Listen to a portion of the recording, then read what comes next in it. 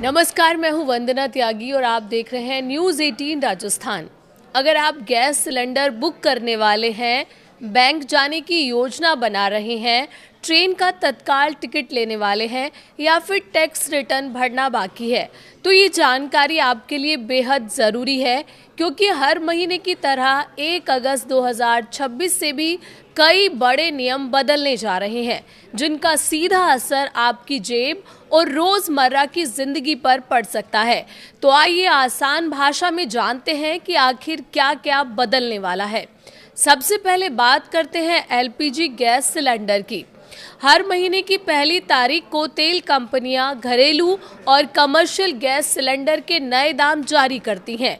अगर अंतर्राष्ट्रीय बाजार में कीमतें बदलती हैं तो गैस सिलेंडर भी महंगा या सस्ता हो सकता है। इसलिए 1 अगस्त को नई कीमतों पर सभी की नज़र रहेगी। अब बात करते हैं रेलवे के तत्काल टिकट की। अगर आप रेलवे रिजर्वेशन काउंटर से तत्काल टिकट लेते हैं तो अब व्यवस्था पहले से अलग होगी।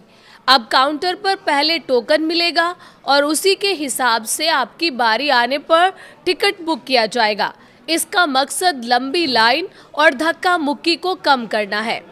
अब जानते हैं बैंक की छुट्टियों के बारे में। अगस्त महीने में स्वतंत्रता दिवस, रक्षाबंधन, जन्माष्टमी, रविवार और दूसरे चौथे शनिवार समेत कई दिनों तक अलग अलग राज्यों में बैंक बंद रहेंगे।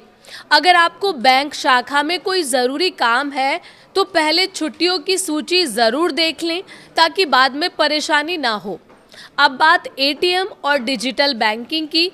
अच्छी बात यह है कि एटीएम, यूपीआई, मोबाइल बैंकिंग और इंटरनेट बैंकिंग सेवाएं सामान्य रूप से चलती रहेंगी, लेकिन कुछ बैंक अपने सर्विस चार्ज, फ्री ट्रांजैक्शन की सीमा या अन्य नियमों में बदलाव कर सकते हैं। इसलिए अपने बैंक की आधिकारिक जानकारी ज़रूर देखते रहें। अब आते हैं क्रेडिट कार्ड पर। हर महीने की शुरुआत में कई बैंक अपने क्रेडिट कार्ड से जुड़े नियमों में बदलाव करते हैं, जैसे रिवॉर्ड पॉइंट्स, एनुअल फीस, भुगतान की शर्तें या दूसरी सुविधाएं। अगर आप क्रेडिट कार्ड इस्तेमाल करते हैं तो अपने बैंक का अपडेट ज़रूर चेक कर लें। अब बात ईंधन की कीमतों की।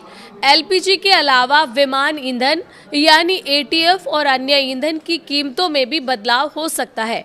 इसका असर हवाई यात्रा की लागत पर पड़ सकता है। अगर आप अगस्त में फ्लाइट से यात्रा करने वाले हैं तो किराए में बदलाव देखने को मिल सकता है।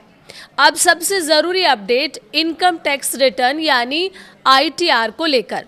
अगर आप ऐसे करदाता हैं जिन्हें आईटीआर 3 या आईटीआर 4 भरना है और जिनके खाते का ऑडिट ज़रूरी नहीं है, तो आपके लिए आखिरी तारीख 31 अगस्त 2026 है।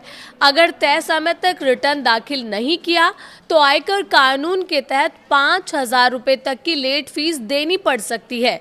इसीलिए आखिरी तारीख का इंतज़ार ना करें। और आखिर में बात होम लोन और ईएमआई की। अगस्त में भारतीय रिजर्व बैंक की मौद्रिक नीति बैठक होने की संभावना है।